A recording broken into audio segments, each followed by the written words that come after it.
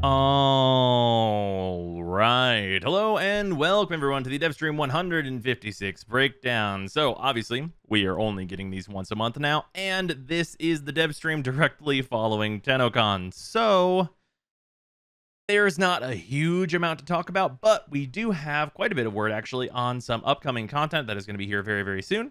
And a few just things in the future that we didn't see at Tennocon, and also like kind of a random assortment of changes that are just gonna be just kind of generally improvements for the game. But it's random stuff that just like, wasn't really a Tennocon item, I suppose, that is just good things that are also happening. So great stuff. Before we get started with that, we do have a few things to take care of, which is one, a very odd note, which is Prime Vault event changes. So this was very briefly talked about, and it was extremely vague, but basically, there's going to be some changes to the Prime Vault that are going to hopefully make it so people who want certain vaulted frames can more often get access to them to get them. There's apparently an intense conversation at some point about this, that like making it better to get items that are vaulted for people. That is a good thing to make it easier for people to get things out of the Prime Vault. Obviously, we have the Prime vaulting right now. It's like Nyx and everything, for people to have access to those items, but making it better and making it so like if you want Rhino, you can maybe do something in order to get closer to that with the Prime Vault, or somehow do something in that vein. That would be good. But yeah, weird conversation about that, but maybe improvements to the Prime Vault are going to be on the way soon. In addition to that, we have a thing that's actually not in my notes, which is the Road to the New War. So this is going to be a series of bonus weekends starting right now with an Affinity bonus weekend and then rotating between Affinity and credits each week. So this is a lot of bonus weekends, and this, I will tell you immediately, is going to help the free-to-play account so much. We have the Affinity weekend right now, which is not particularly useful to the free-to-play account because I don't have a million items to level right now. But this upcoming credit weekend is going to be excellent for getting filthy stinking rich. And we're going to be doing that absolutely. And then, of course, just affinity credits, just good things every weekend in order to, get caught up with things, get a bunch of credits that you need for a Barokatir or what have you. So good things there. And this was also, in addition to this, it is called The Road to the New War, but it was stated that this is not like telling us a release date about the new war. However, I do think that this tracks with kind of like us looking at this and being like, well, it's probably not until at earliest late October that we'd be seeing the new war. And for me personally, I didn't expect a new war until November. So if we're looking at like right after October 31st, then the new war's here, and this is like really like the road to, I mean, that'd be great. But I don't think that this really tells us too much about the release date of the new war.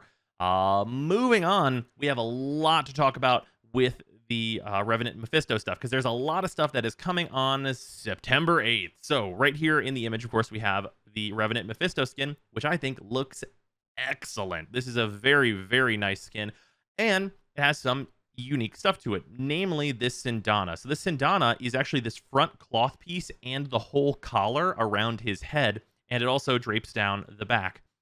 This can be used on both regular Revenant and the deluxe skin, and can be removed if you so choose.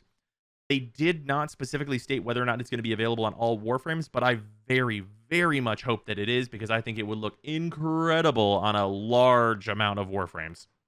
So very, very cool Sindana. Very, very cool skin. Good stuff. In addition to that, Jeff very briefly mentioned that they are doing some texture experiments, which, in my mind, whenever they say texture experiments, that leads me to believe that, like, perhaps we would get a texture palette for Warframes. This was this feature that we're kind of talking about was the only good thing about Anthem. And if it was in Warframe, fashion would really hit kind of a new level, being able to just like choose any channel as metallic and just you could do all kinds of crazy shit. Were we able to change the materials on items? So that might be what that means. It might not be what that means, but it reads as that to me in my head whenever things like texture experiments get said. So that is obviously, it's not like a confirmation or anything like that. It's just what I think of whenever that type of thing gets brought up. Moving on, we have Plague Star also returning on September 8th. That is going to be also excellent for the free-to-play through because that is the Forma event, and we have hard confirmation that the Forma is returning. For anyone who thought for some reason that it wasn't going to be returning, it is absolutely. We're going to have full built Formas from Plague Star as we usually expect. And then, in addition, the Ghoul Saw is finally coming out. That is going to be in the rewards for Plague Star. It's going to be the blueprint and then all the parts, and then also the new stance for it because it is, a fully brand new stanced weapon. With that, we did see a little bit of usage of the Ghoul Saw, and obviously it was on Devstream, and it was unmodded except for the stance, but the stance didn't look like it had great procs on its different moves. Like, it has like a move where you ride the saw, and it looked like you didn't do any damage ticks whenever you're riding it around, and then that turns into a big slam, which looked like it was like a pretty good AoE.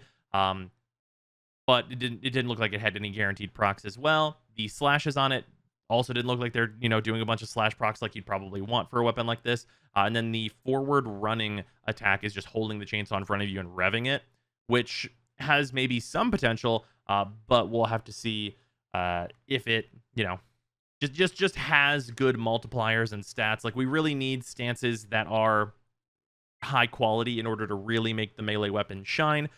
Regardless, though, it's a gimmick weapon, so if you like the cool gimmick, you'll probably figure out how to make it work one way or another, whether that means you have to run Roar on your Warframe or you have to be Wisp or what have you in order to make it good. It'll certainly be possible to make good, I'm sure. With that, also, the Revenant Mephisto skin is coming on September 8th. That is why it's in this screenshot. But yeah, that's going to be out too, so great. Can't wait for that. Gives me an excuse to mess around with Revenant again, so that'll be fun.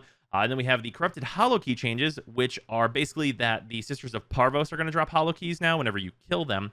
And in addition to that, they're increasing all the different Hollow Key values that you're going to get from drops in Void Storms, with the main one being that you're going to go from 6 max to 10 max. So instead of having to farm 6 or 7 drops, you are instead going to need just 4, which kind of cuts the farm in half. It certainly doesn't make it great, but it's certainly much better than what we have right now, so that's going to be much more farmable.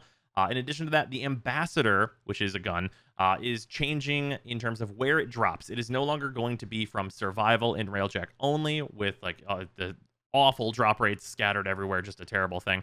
It is instead going to be from a specific enemy in Railjack, which is the like kind of mid-sized Arachnoid boy, and that spawns in certain side objectives and stuff, which is honestly a much better place for it. It's going to be A, easier to farm, and it probably had a better drop chance, and B, the Ambassador sucks, and you probably don't want to farm a specific node for it. Just getting it passively is inherently better.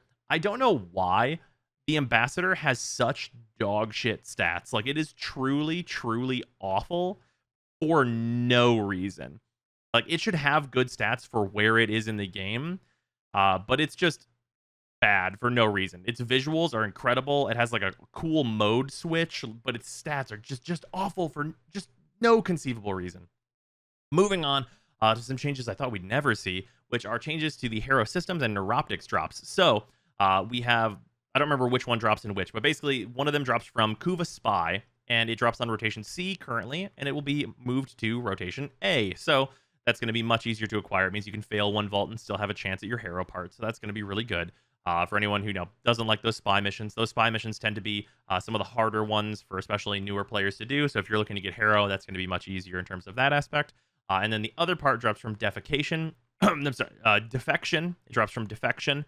And that game mode is terrible. Absolute garbage. The drops in it just in general, the speed at which you do the mission, the content of the mission itself, whole thing bad.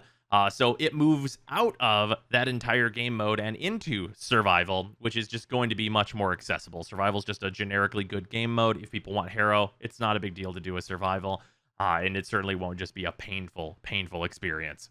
So that's good. Also, there's a host of Yoreli Changes, which there's a workshop on. That host of Yoreli Changes, for me personally, I think it basically changes nothing. And kind of the running joke right now is that if they buff Yoreli every single patch, how many patches will it take until Yoreli is good? That's kind of where we are with that right now. But It's improvement is improvement, right? If she eventually gets there, then eventually she's there, and it's the destination that matters, not so much the journey in this case. So, yeah, bunch of other stuff going to be included in that update that we don't have specifics on, but good things overall. And then here's here's an image of the Ghoul Saw here. This is also notably this is running from the 8th to the 30th, so we have 22 days of Plaguestar to look forward to. That is a lot of Forma to be farmed, and the free-to-play will very much appreciate it. In addition to that, what have I missed? Oh, the Nidus Prime access. We know what's in that now. We have a Strun Prime, which is, you know, potentially good. The shotgun. Shotguns have a lot of potential right now, so we'll see. We'll see. And then we have the Magnus Prime, which I could not push myself to be excited for under any circumstances. This is going to be, you know, just a generic single, like, we'll shoot one guy, pistol. It's a pistol. Like, I pretty much, I feel like I already know what we're going to get from that, and I am already over it. It literally hasn't even released yet. Very, very unexciting weapon. What is exciting, though, is this incredible Necromech skin. The Necromech skin that is going to be in this Prime Access looks so sweet. It just has, like, it's big anime vibes, but it is really, really nice. Just, it looked like it colored very well. They tried a couple different color variations on stream. Super cool. Also, a thing that I actually missed on this September 8th thing here is that we have increased Grineer Thrall spawns. So they noted that the Grineer liches progressed slower than the Sisters of Parvos, so they're increasing the Thrall spawns in order to kind of try and equalize them and bring them up to where the Sisters of Parvos kind of speed is at. That is, of course, very, very good because it means you're gonna, you know, have better progress on your Kuva liches, and that's gonna mean that you get those done faster with less annoyance. So that's just good stuff in general. Moving on, we have Valkyr Deluxe. So I feel two types of ways about this skin. One, to note here, her big arms and stuff, that is a jacket. That's just worth noting here. That is a jacket. But I feel two types of ways about this. One, looks cool. It's a little bit goofy. The arms are a little, like, hilarious big. But it looks really cool. I think it'll translate in game very well. And the other way that I feel about this is that they did not announce a Valkyr rework, and Valkyr kind of blows.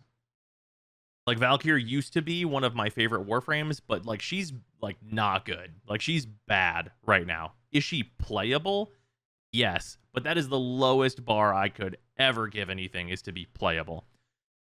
So while this skin looks really cool, and I hope it will look awesome in game, will I use Valkyr? Probably no. Probably definitely no. I haven't used Valkyr in, like, ages outside of, like, testing to see if she could even do anything useful now. And that's the answer's been no for a long time. And if she can do anything particularly useful outside of just, like, generically slash dudes with her claws, which is very okay.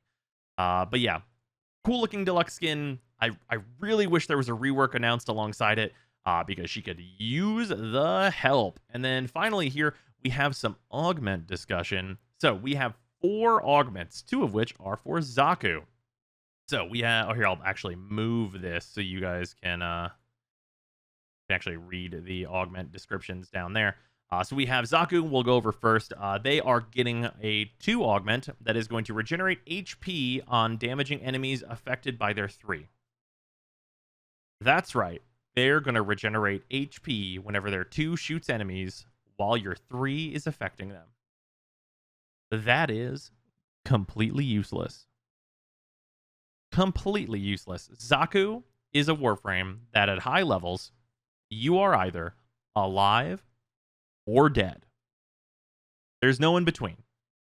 Like, you're not going to have just, like, a shit zillion health. Like, if you get hit once, because Zaku is a Warframe that relies on dodging and the dodge chance built into their kit, you will die when an enemy shoots you. Most times, you'll just evaporate. If they get to your health, you will just die. So regenerating health is completely useless. Absolutely has no potential, in my opinion. The funny thing is that all this would need in order to be An insane augment is to give you shields instead of health, because that means you would be able to rely on a shield gate to make it so you don't evaporate whenever you get hit. So, unfortunate for Zaku there. The 2 augment seems pretty useless. And then we have a 3 augment. The 3 augment is going to increase power strength when you don't use the same ability twice in a row, and that is the abilities that are on their 3. So you have those 3 abilities, and unfortunately, only one of them is any good. So even though this ability could really use some extra power strength on the version of it that is good, which is the big AoE armor strip, and also shield strip, just defense strip in general, you could really, really use more power strength on that in most builds, because you have to build a ton of power strength to make it so that that strip is very useful.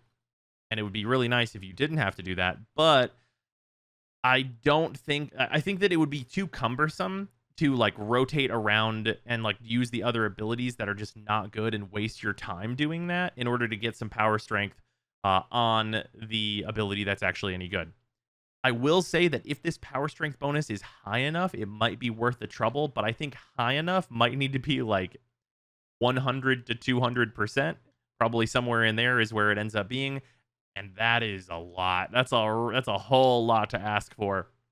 So maybe there's some chance that it'll be usable, but I do not have high hopes for it. And then we have a Trinity Augment. So this Trinity Augment is for her 4, and this is going to give you crit bonuses based on health healed.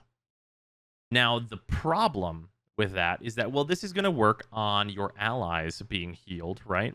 So if you're healing their health, you are going to get critical bonuses and stuff like that. The problem here, once again, is that this heals health, not shields. Or rather, it needs to heal health, not shields. And we don't have a way to hurt ourselves to get that crit bonus really high.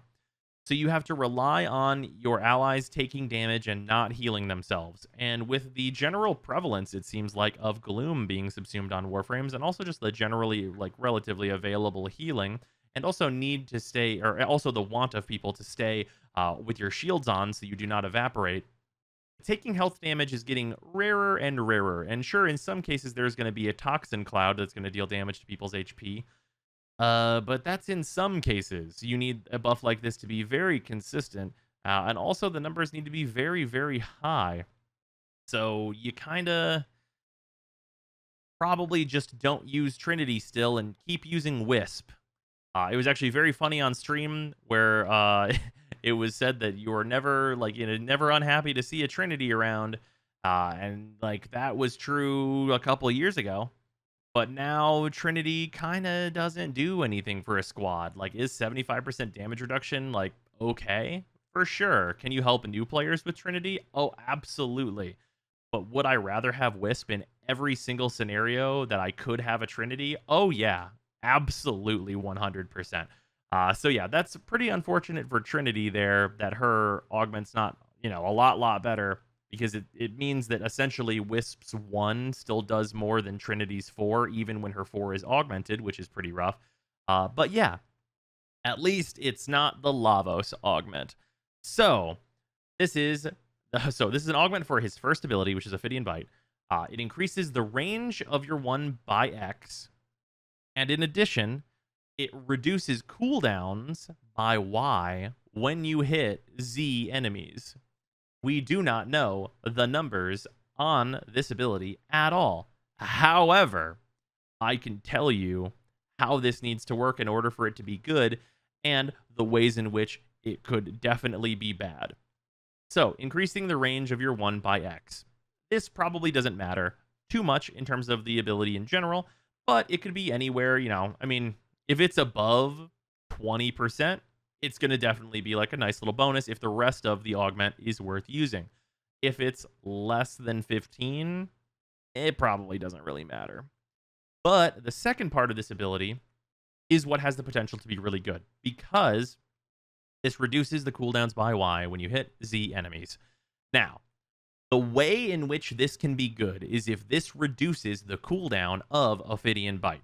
If it reduces its own cooldown, that can be really good. That being said, that means that the numbers on this have a really, really intricate relationship with each other on whether or not Lavos will suddenly be a very good Warframe or not. Because if this augment says that it reduces the cooldown by Y, and Y is equal to the cooldown of your 1, meaning you could spam cast this ability, and the enemies that you need to hit is not above 4, you can really get some shit done with Lavos at that point, because that means we can do things like subsume Larva, for example, and group up a bunch of enemies, or even like, Chorus 2, etc., get a bunch of enemies grouped together, and then use the 1 over and over to kill them, and also mix that in with spam casting your 4 whenever you're able to. This would create an actually really good playstyle for Lavos, potentially, and because Lavos has some scaling damage, if he was able to spam cast, that scaling damage would be a lot more useful. Right now, the reason his scaling damage is not very good is because it does not scale very hard. This ability has a lot of potential, and I'm very ready to be disappointed. I have near 100% faith in being absolutely, completely disappointed by this ability, but it could go nutty. It could be absolutely nutty, and it could be sweet, and we could be in like a really badass Lavos build that I want to spend a lot of time on. But I think that that's, kind of, it's a little bit of a pipe dream to try and live in that world. But yeah, it has potential to do that. And that potential is what's important, I guess, right now, because they really were not very specific on numbers.